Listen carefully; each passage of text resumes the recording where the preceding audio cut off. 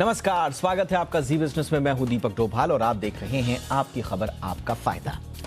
Burnout, आपने ये शब्द अक्सर प्रोफेशनल्स के मुंह से सुना होगा।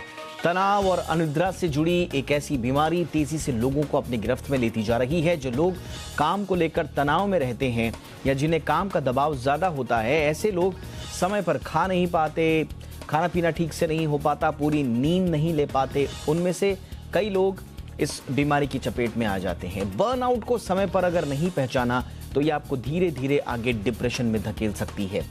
आज हम इस अनजान सी लेकिन गंभीर बीमारी पर चर्चा करेंगे। अपने एक्सपर्ट से बर्नआउट के लक्षणों को समझेंगे, साथ ही कैसे बर्नआउट से हम खुद को दूर रख सकते हैं, इस मुद्दे पर करेंगे चर्चा। लेकिन इससे पहले ये रिपोर्ट देख लीजिए।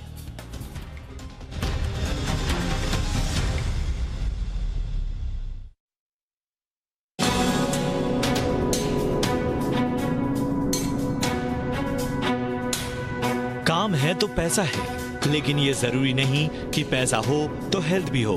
इसीलिए पैसे के साथ सेहत को दुरुस्त रखना भी बेहद जरूरी है। लोग काम का इतना तनाव ले लेते हैं कि वक्त पर खाना पीना भूल जाते हैं। परफॉर्मेंस देने का प्रेशर कई बार भूख को मार देता है और यहीं से शुरू होती है एक नए तरह की बीमारी की शुरुआत।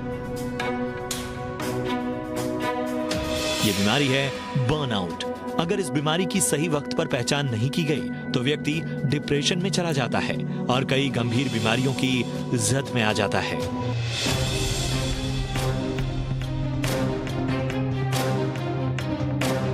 आखिर क्या भला है बर्नआउट? दरअसल काम का तनाव और थकान ही बर्नआउट की असली वजह है। ये खासकर पेशेवर लोगों से जुड़ी समस्या है। दिन रात काम के प्रेशर के चलते जिनकी रूटीन दिनचर्या एक सी नहीं रहती, ऐसे लोगों में ये बीमारी पाई जाती है।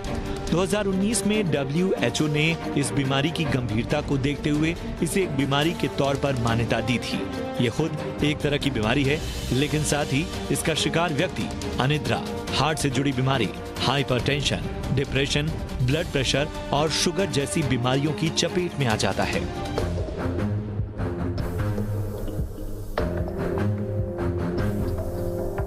बर्नआउट के सबसे खतरनाक लक्षणों की बात करें तो जो लोग इससे ग्रस्त होते हैं उनकी नींद रात में अचानक टूट जाती है, फिर वो सो नहीं पाते। एक तो काम का तनाव, ऊपर से नींद पूरी न होने का तनाव मरीज पर भारी पड़ जाता है। वो चिड़चिड़ा हो जाता है, हमेशा थकान महसूस करता है और अशांत रहता है। नतीजतन उसे अपने काम को लेकर संदेह बना रहता है। उसे डर रहता है कि जिस प्रोजेक्ट पर वो काम कर रहा है वो पूरा हो पाएगा या नहीं। बढ़ते तनाव से उसकी भूख मर जाती है। बात यही नहीं रुकती। तनाव से बचने के लिए ऐसे व्यक्ति ड्रग्स या अल्कोहल का सहारा लेने लगते हैं। मन में नेगेटिविटी आने लगती है। फिर हालात ऐसे बन जाते हैं कि वो अपने ही लोगों से मिलने जुलने से कटने लगते हैं। बर्नआउट के शिकार मरीज के शरीर में कार्टिसोल, एड्रेनालिन जैसे स्ट्रेस हार्मोन्स ज्यादा बनने लगते हैं। शुरुआती दौर में ये बढ़े हुए हार्मोन्स तनाव को बर्दाश्त करने की ताकत देते हैं, लेकिन लंबे समय तक इसका ज्यादा बना रहना सेहत के लिए घातक साबित होता है। बर्नआउट से बचने की उपाय की बात करें तो काम के बोझ को उतना ही लें जितनी आपके शरीर गवाही देती है। साथ ही काम को बोझ न समझकर उसे एंजॉय करें। अकेलेपन की बजाय लोगों के बीच में रहने की कोशिश करें। एक्सरसाइज और मेडिटेशन के साथ बेहतर खान पान और नींद पूरी होने के साथ मानसिक और शारीरिक तौर पर खुद को तंदुरुस्त रखने से बर्नआउट जैसी बीमारी से बचा जा सकता है। ब्यूरो रिपोर्ट, जी मीडिया। आइए इस पर करते हैं चर्चा। इस वक्त खास मेहमान हमारे साथ जुड़ चुके हैं। हमारे साथ हैं डॉक्टर राजीव मेहता, वरिष्ठ मनोचिकित्सक हैं सर गंगाराम हॉस्पिटल में। डॉक्टर राजीव, बहुत बहुत स्वागत है आपका हमारे शो पर। और हमारे साथ हैं डॉक्टर निधि गुप्ता, जानी मानी लाइफस्टाइल कोच हैं। निधि, आपका भी बहुत बहुत स्वागत है। डॉक्टर राजीव, मैं आपसे ही चर्चा की शुरुआत करना चाहूंगा। ये बर्नआउट, बहुत सारे लोग ये बोलते हैं कि ये बीमारी नहीं है, ये तो नॉर्मल लाइफस्टाइल आपका एक पड़ाव है जो कि शायद ठीक भी हो जाए, इस पे इतना ज़्यादा तवज्जो देने की आवश्यकता नहीं है। ऑलरेडी हम कई बीमारियों के बारे में नाम सुनते हैं, लेकिन शायद ये गंभीर है। इसीलिए विश्व स्वास्थ्य संगठन यानी कि WHO ने भी 2019 में एक बीमारी माना इसे गंभीरता से लेना कितना आवश्यक है डॉक्टर राजीव? देखिए, जैसे जब हम डायबिटीज़ या हाइपरटेंशन की बात करते हैं तो बीच में एक स्टेज आती है प्री डायबिटीज़ प्री हाइपरटेंशन। इसी तरह से एक गंभीर बीमारी और एक नॉर्मल, इन दोनों के बीच का पड़ाव है एक बर्नआउट। तो बर्नआउट एक घंटी है कि यहाँ से आप रिवर्स भी कर सकते हो, नहीं तो फिर आगे चले तो गंभीर बीमारियाँ लगने की बहुत ज़्यादा उम्मीद है। तो वो जो आपको एक थ्रेट, इम्पेंडिंग थ्रेट है, वो चीज़ दिखाई जा रहा है। तो ये एक पड़ाव है जहाँ पर आपको सोचना है कि जो मैं कर रहा हूँ वो ठीक है नहीं है, मैं किस तरफ जा रहा हूँ। आत्ममंथन का वो समय है और इसको बहुत ही ज़्यादा गंभीरता से लेना चाहिए। कई बार परिस्थितियाँ हमारे बस में नहीं होती, परिस्थितियाँ जो है वो बाहरी होती हैं, जैसे कि आपके ऑफिसर्स हो गए, उनके हाथ में है, डॉक्टर है आप छुट्टियाँ नहीं ले सकते हैं, वकील है आप छुट्टियाँ नहीं ले सकते हैं, काम जैसे घर में हाउस वाइफ्स हैं वो छुट्टियाँ नहीं ले सकते। तो कई बार परिस्थितियाँ आपके हाथ में नहीं हो सकती हैं। तो ऐसी परिस्थितियों के अंदर आपको डिसाइड करना होता है कि आप कितना काम करें, आपको डिवीज़न ऑफ लेबर कैसे करना है, आपको बाकी और किस किस को काम देना है। तो बहुत ज़रूरी है कि हम बर्नआउट को बहुत ही सीरियसली लें, क्योंकि ये खतरे की घंटी है, बहुत बड़ी खतरे की घंटी है। एब्सोल्युटली, आपने बिल्कुल सही कहा। ये वो पड़ाव है जहां से आप रिवर्स भी से कर सकते हैं और अगर नज़रअंदाज किया तो ये किसी बड़ी बीमारी की शक्ल भी आगे चल के ले सकता है। इसलिए ये एक वार्निंग, एक सिग्नल है कि आपकी लाइफ में जो कुछ गड़बड़ चल रहा है, क्योंकि ज़्यादातर WHO भी मानता है कि ये ज़्यादातर पेशेवर जो प्रोफेशनल्स हैं उनकी लाइफ से जुड़ा हुआ है। तो वो ठहर कर ज़रा संभलें, इस चीज़ को एनालाइज करें कि उनकी लाइफ में जो तब्दीलियां आ रही हैं मेंटल लेवल पर, हेल्थ लेवल पर, वो कहीं किसी बड़ी बीमारी का एक बेस तो नहीं बना रही हैं। डॉक्टर निधि, अब सवाल ये है कि कई लोगों को पता ही नहीं चलता है। कई लोग सोचते हैं कि बर्नआउट शायद एक लंबे वक्त का फिनोमिनन है, अगर मैं आज रात नहीं सो पाया तो शायद मुझे बर्नआउट नहीं है। हाँ, जब तक मुझे महीना 2 महीना लगातार अनिद्रा की या किसी इस तरह की प्रॉब्लम नहीं हो रही है। तो एग्जैक्टली हम कौन से संकेत हैं जिनसे पकड़ें कि अब हम बर्नआउट की जकड़ में आ चुके हैं? ये एक बहुत ही अच्छा क्वेश्चन है कि ये कौन से साइंस हैं जो कि एक पेशेंट नहीं, जो हम लोग आपस में सोच सकते हैं कि हाँ, हम बर्नआउट की तरफ बढ़ रहे हैं।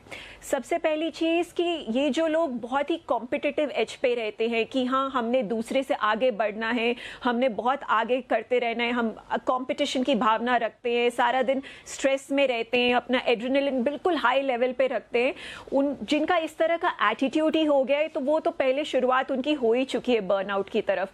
और अगर साइंस एंड सिम्टम्स में आए, नींद ना आना एक बहुत बड़ा साइन है। नींद ना आने के लिए वो गोली ले लेते हैं, बट जो लोग रात को फोन यूज करते हैं 12-12, 1-1 बजे तक, कि जब तक हम कोई वीडियो नहीं देखेंगे, जब तक कोई हम इस तरह का सीरीज नहीं देखेंगे, तब तक हम सो ही नहीं सकते हैं। या उस तरह के लोग जो सोचते हैं कि हम जब तक अल्कोहल नहीं लेंगे तब तक हमें नींद नहीं आएगी, तो उनकी बर्नआउट की शुरुआत तो वहीं से हो चुकी है। फिर एक दूसरी कैटेगरी के लोग होते हैं कि जिनको जब तक खाने के बाद एक एंटासिड की पिल नहीं ली उन्होंने, या फिर उनको खाने के बाद बहुत ज़्यादा भारीपन रहता है, बहुत ज़्यादा एसिडिटी रहती है। मैं गैस्ट्रिक अल्सर्स की बात नहीं कर रही हूँ, एक सिंपल प्लेन एसिडिटी कि हाँ, हमें कुछ ना कुछ चाहिए, कुछ ना कुछ डाइजेस्टिव पिल चाहिए, वरना हमारा खाना तो डाइजेस्ट नहीं हो सकता। वो भी बिल्कुल बर्नआउट की तरफ बढ़ रहे हैं। फिर एक तीसरी कैटेगरी के लोग होते हैं, जब वो सुबह उठते हैं तो उन्हें लगता है कि अब तो हम बिस्तर से उठ ही नहीं सकते, हमें जब तक कोई घसीट कर उठाकर हमें बिल्कुल मतलब हमें कोई उठाएगा नहीं, या जब तक मुझे चाय नहीं मिलेगी तब तक मैं उठ नहीं सकता। वो भी एक बर्नआउट की शुरुआत हो ही चुकी है। फिर जो लोग ऑफिस जाते हैं, हम काम कर रहे हैं, फिर 11 बजे, फिर 2 बजे, फिर 4 बजे, फिर 6 बजे, चाय के बाद चाय, फिर कॉफ़ी के बाद कॉफ़ी, मतलब उन्हें कुछ ना कुछ चाहिए कि वो अपना काम में मोटिवेशन रखें। काम अपने आप में एक मोटिवेशन फैक्टर होता है, किसी और तरह की हमें स्टिमुलेंट की ज़रूरत नहीं पड़नी चाहिए। बट अगर हमें स्टिमुलेंट की ज़रूरत पड़ रही है तो फिर हम अगेन बर्नआउट की तरफ जा रहे हैं।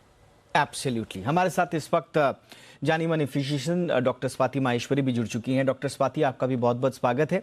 अच्छा, सबसे बड़ी बात यह स्वाति, दिलचस्प ये है कि इंडिविजुअल लेवल पे जो मेरे साथ हो रहा है बर्नआउट के चक्कर में, वो मेरी लाइफ को और मेरी मेरी प्रोफेशनल लाइफ को कितना इम्पैक्ट कर रहा है उसको हम नज़रअंदाज कर देते हैं। क्यों?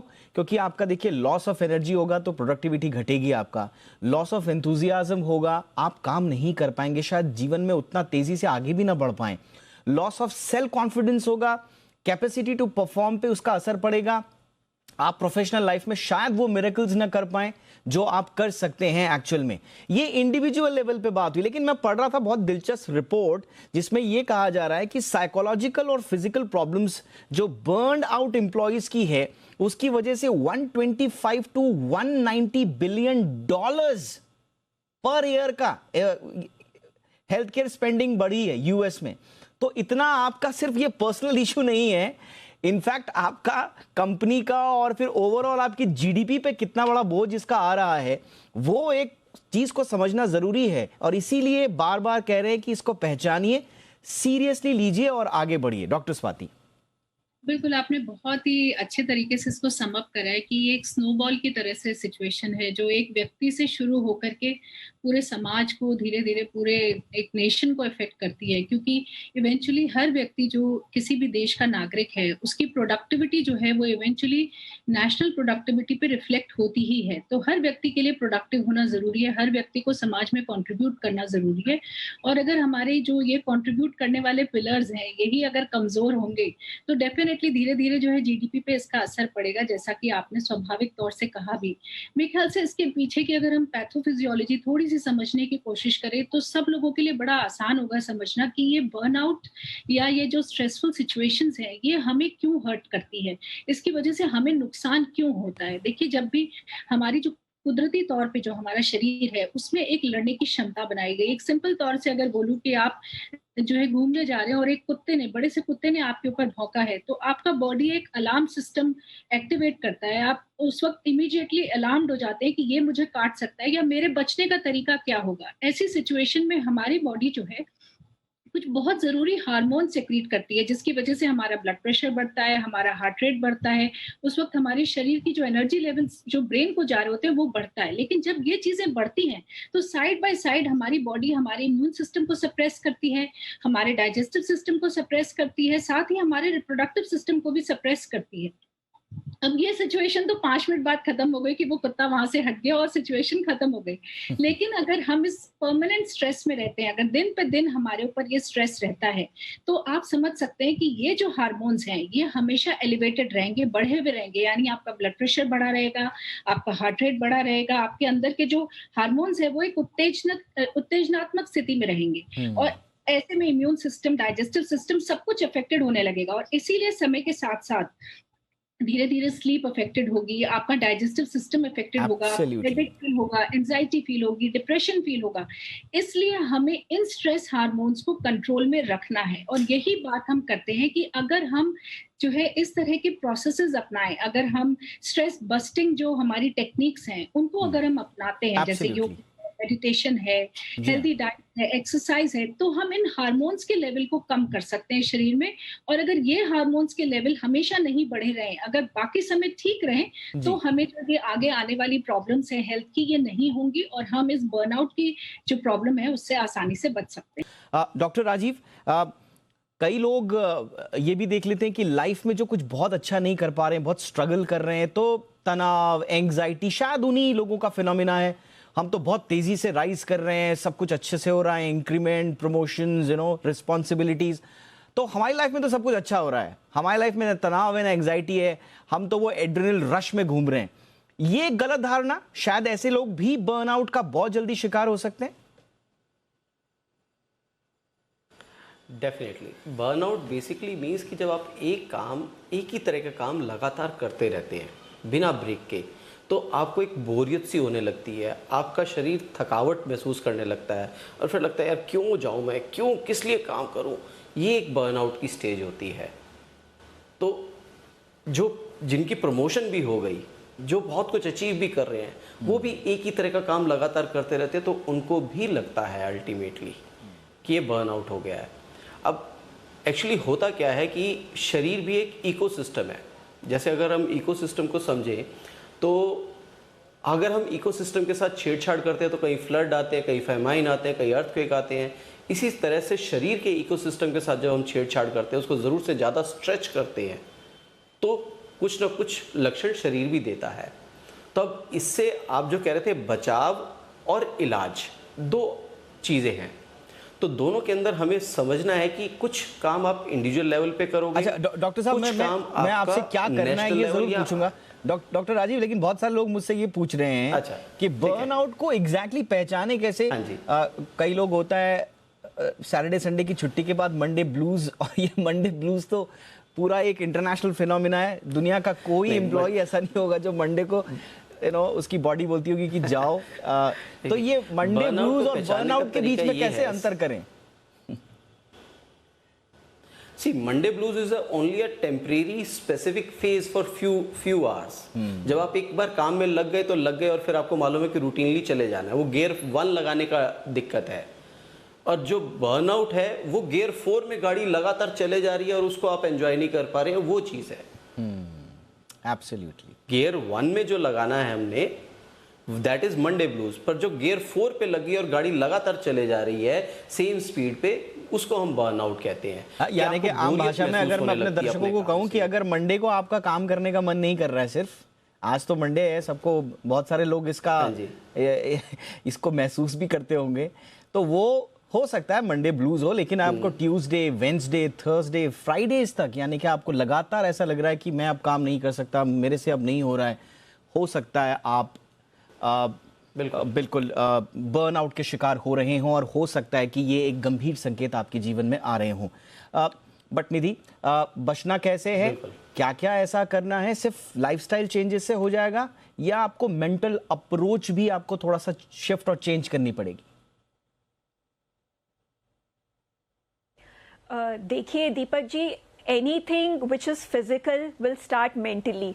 जब तक हम अपनी मेंटल ट्यूनिंग ठीक नहीं करेंगे, हम फिजिकल को भी नहीं चेंज कर सकते। अभी बहुत अच्छा आपने मेंशन किया कि अगर मंडे का blue Tuesday, Wednesday, Thursday, Friday पूरा वीक कैरी ऑन करता है, it should ring a bell कि हाँ, बॉडी में कहीं ना कहीं गड़बड़ है। तो ये गड़बड़ जो है, ये हमारे कुछ लाइफस्टाइल, कुछ हैबिचुअल एंड मेडिकल हेल्प तीनों के अमलगम से ही ठीक होगा। अगर तो अभी हमारा स्टार्टिंग फेज, ये हमें कोई बहुत बड़ी मेडिकल प्रॉब्लम नहीं हुई है, हाइपरटेंशन नहीं हुई है, हम कांस्टेंट माइग्रेन से सफर नहीं कर रहे हैं, जो सिंपल एसिडिटी थी वो गैस्ट्रिक अल्सर्स में नहीं बदली है, हमें सुसाइडल टेंडेंसीज जैसी फीलिंग नहीं आ रही है, लाइफ में बिल्कुल इनकम्प्लीट और एक होता है ना बार बार रोने का मन नहीं कर रहा, मतलब उस तरह की अगर अभी डिस्टर्बेंसेस नहीं आई हैं, तो अभी हम अपने लेवल पे भी इसको ठीक कर सकते हैं। तो सबसे पहली चीज ये होती है कि रात को सोने से पहले आप कम से कम 1 से 1.5 घंटा पहले अपना फोन बंद कर दीजिए, उसे एयरप्लेन मोड में, डू नॉट डिस्टर्ब मोड में डाल दीजिए। Make sure you are not using your phone. आप कंप्लीटली डिजिटली अलग हो जाइए, फैमिली के साथ कनेक्ट करिए, बातें करिए, मतलब समथिंग हैप्पी, और भगवान को भी थैंक यू बोलिए, ग्रैटिट्यूड रखिए that you are sleeping on a nice comfortable bed. वही चीज सुबह जब आप उठते हैं, ठीक है मन कर रहा है नहीं कर रहा है, पर जो आपका टाइम है उठने का, आप उठिए और फिर से थैंक यू से शुरू करिए that you are awake and you are alive and you will be going to work। उसके बाद जब आप उठते हैं, make sure you are cleansing well, यानी कि आपकी बॉडी ने बिल्कुल कंप्लीटली आपका यूरिन मोशन सब क्लीनली आपने किया है, ताकि आप एक क्लेंस फीलिंग रहे, क्योंकि जब तक हमारा गट साफ नहीं होगा हम मेंटली स्टेबल नहीं हो सकते। आप आराम से कंफर्टेबली बैठ के ब्रेकफास्ट करिए, रश में ब्रेकफास्ट करने की जरूरत नहीं है, टाइम पे उठोगे तो आराम से ब्रेकफास्ट भी करोगे। बिल्कुल अपनी रूटीन को फॉलो करिए, व्यायाम, विश्राम, ये सब दोनों जरूरी है। इसके लिए साथ में एक्सरसाइज करिए। अब लोग बहुत कहते हैं भी मैं तो बहुत बिजी रहता हूँ, 12-12 घंटे काम करता हूँ, मेरे पास एक्सरसाइज करने का टाइम कहाँ है। प्रॉब्लम ये है कि मॉडर्न डे में exercise has become synonymous with using the gym. Gym exercise नहीं होती है। आप ऑफिस जाते हैं, हम लोग सब घरों में रहते हैं, नीचे इतनी सीढ़ियां उतरते हैं, सीढ़ियां चढ़ते हैं, बट हमने लिफ्ट बना लिया, लिफ्ट में लंबा लंबा क्यू लगा के हम लोग खड़े हो जाते हैं। यूज द स्टेयरकेस, अपनी चेयर पे बैठे हुए, यूज सम फ्लेक्शन, कुछ एक्सरसाइजेस चेयर पे बैठ के करिए, सीधा बैठिए। There are so many things that we can do. हम जो कॉफी ब्रेक्स लेते हैं वहां पे चल के जाइए, सब कुछ करिए, मतलब use staircase as much as यानी कि पॉसिबल। फिजिकल एक्टिविटी भी अगर आप बढ़ा देते हैं तो शायद आपको बहुत हेल्प हो बर्नआउट से बाहर निकलने की। इसके अलावा आप, क्योंकि जैसा कि डॉक्टर राजीव ने भी कहा, डॉक्टर स्वाति ने भी कहा, डॉक्टर निधि भी बता रही हैं कि हो सकता है ये किसी गंभीर बीमारी का पहला स्टेज हो या इनिशियल स्टेज हो, तो इसलिए इस स्टेज पर इसको समझना और साथ ही साथ में परिवार से, दोस्तों से बात करने की आवश्यकता है। और क्योंकि हम पर्टिकुलरली आज बर्नआउट की बात कर रहे हैं, इसलिए आपको अपने सुपरवाइजर या बॉस से भी बात करने की आवश्यकता है कि इस तरह का आपके साथ हो रहा है। सो वो थोड़ा सा वो भी कोऑपरेट करें।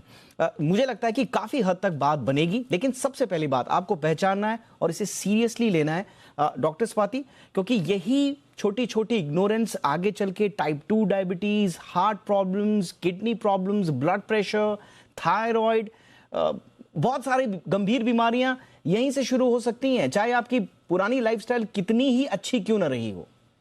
बिल्कुल, यही से जन्म होता है ज्यादातर सभी बीमारियों का, हम लोग देखते हैं, क्योंकि जो कंटिन्यूअस एक स्ट्रेस सिचुएशन में बॉडी रहती है, उसकी वजह से जो इन्फ्लेमेटरी मार्कर्स बॉडी में रिलीज होते हैं, वो धीरे धीरे हमको इन बीमारियों की तरफ धकेलते हैं। और इसीलिए एक बहुत छोटा सा वर्ड है खुशी। अगर आपको दिन भर में खुशी नहीं मिल रही है, अगर आपको लगता है कि बहुत नीरसता आ गई है आपके जीवन में, आप जो चीज कर रहे हैं उसमें आपको खुशी नहीं मिल रही है, तो ये पहला संकेत है कि आप बर्नआउट की तरफ चले गए, यानी कि आपको सब चीजों को रीलुक करने की जरूरत है। और ज्यादातर हम क्या देखते हैं कि इन चीजों से निजात पाने के लिए हम अल्कोहल, स्मोकिंग या बहुत एक्सेसिव खाना खाना, इन चीजों की तरफ ज्यादा भागते हैं कि शायद इन चीजों को पकड़ने से हमें इन चीजों से मुक्ति मिल जाए या हमारा बर्नआउट ठीक हो जाए, बल्कि ऐसा नहीं होता।